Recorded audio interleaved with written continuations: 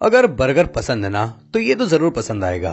3 उबले हुए आलू के साथ 1 बड़ा चम्मच बारीक कटा हुआ लहसुन, हरी मिर्च, हरी धनिया, चावल का आटा 1 से 1.5 बड़ा चम्मच, अमचूर पाउडर 1 बड़ा चम्मच, आप नींबू का जूस भी ले सकते हो और साथ में काला नमक। अगर काला नमक नहीं है तो आप इसकी जगह नॉर्मल नमक का भी यूज कर सकते हैं। ये जितनी चीजें लिए ना मैंने, इन सभी को मिला लिया मैंने।